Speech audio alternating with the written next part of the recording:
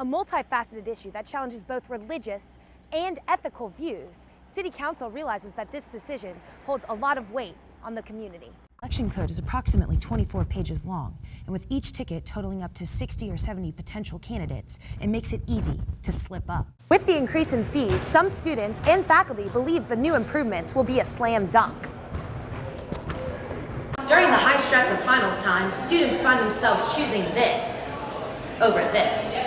Not only did the Burge create thousands of jobs for the Baton Rouge area, but it brought some of the biggest names in the music industry. And along with them, tourists. For the thousands of girls that have walked through these doors, this house represents a home for 4 years. But for Nina Cyphers, it represents something more. When you think of Sunday, do you think of this or this? According to a new proposal made by Councilwoman Allison Gary, alcohol could become a regular part of your Sunday routine, and not everyone is happy about it. Well, how about my right to attend my church without fear of being hit by a drunk driver on Sunday morning? The proposal challenges the blue laws and would allow bars and local businesses to sell alcohol all day on Sundays. The current law restricts most businesses from selling alcohol before 11 a.m. on Sundays, if at all. I don't see what the big deal is. It's the same as every other day of the week. All we're asking is for you to be consistent in your laws. Councilwoman Gary hopes that by extending hours, it will help businesses increase sales. However, store managers like Chris Clark don't necessarily agree. In a kind of way, it will be beneficial to the store as far as sales, but at the same time, it'll be bad for its community. A multifaceted issue that challenges both religious and ethical views, City Council realizes that this decision holds a lot of weight on the community. After almost 2 hours of heated debate, in a failed revised proposal, Council voted 7-4 to go ahead and defer the proposal for another 2 weeks. Councilwoman Gary, however, is not giving up.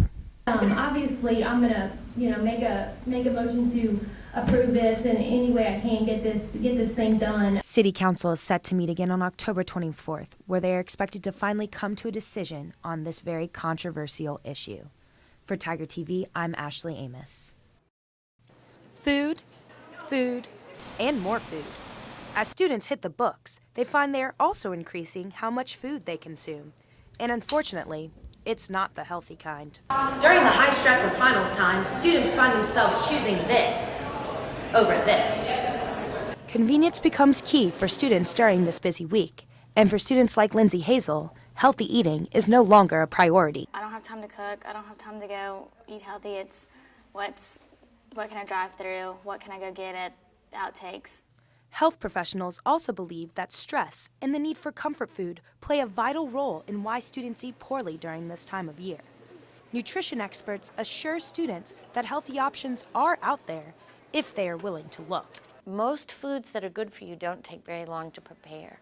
Many of the foods that are good for you are just as simple as picking up an apple and biting it, or grabbing a handful of nuts and eating some almonds or walnuts or something like that. Experts recommend that if you are going to eat during finals, go for a healthy snack like sunflower seeds or nuts that bring a little extra crunch to the table. So one of the things that happens to people when they're studying is they get kind of nervous and wound up and stuff, and foods that you have to chew and crunch on are a good way to help you relieve some of that stress. So as you hit the books this final season, make sure you make the right choice so that your health doesn't have to take a hit too.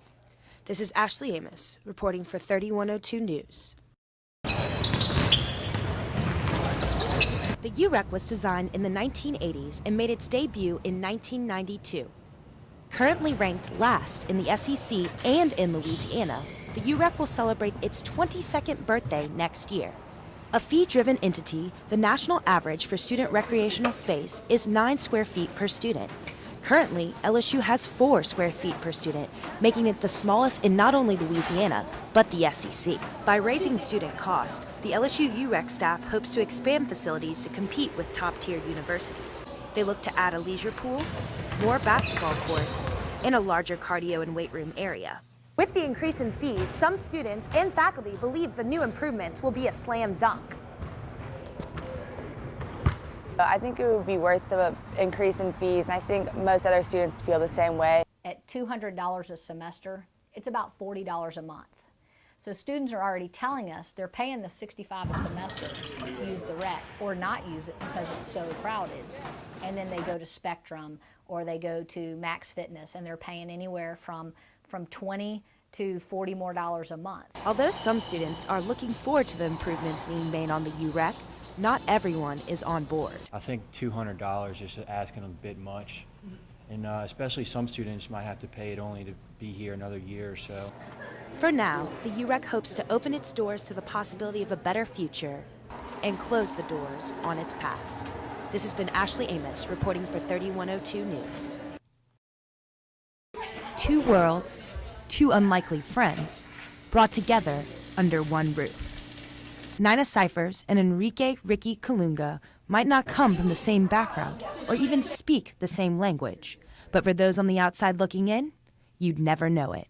I remember at the homecoming parade, I was walking to the game to go tailgate, and we saw Ricky and Mom walking back arm in arm, picking up beads off the floor because they're just the best of friends. A Texas native, Nina, or Mom, has worked as the Zeta Tau Alpha sorority house mother for 21 years. After her husband passed away, Nina's children encouraged her to find a place where she could be happy. And everybody in the family were DGs, and their dream was to be a house mother, so they helped me apply to be a house mother. And it's been very rewarding. For the thousands of girls that have walked through these doors, this house represents a home for 4 years. But for Nina Cyphers, it represents something more. Mom says Zeta is her family. Looking at her mantle, it is clear to say that she has touched the lives of many. However, there is no one she'd rather see succeed more than Ricky. Born in Cuba, Ricky came to America in hopes of a better future for his children. He started working at Zeta in August and says his first motivation is his family. His second is Mom. I'm going to work as hard as I can for my family and Mom especially. I want to give back for all the sacrifices she has made for me. Due to the hostile relationship between the United States and Cuba, Ricky might never see his family again. But Mom says he will be in her family forever. Of course, he's like a son, which I don't know if he wants to be my adoptive son. I'll support him. I'm just a little person, but I'll support him in any way I can. They might have to use Google Translator to communicate, but it is their special bond and love that truly allows them to understand each other. And in the end, isn't that what it's all about? Reporting for Tiger TV, I'm Ashley Amos.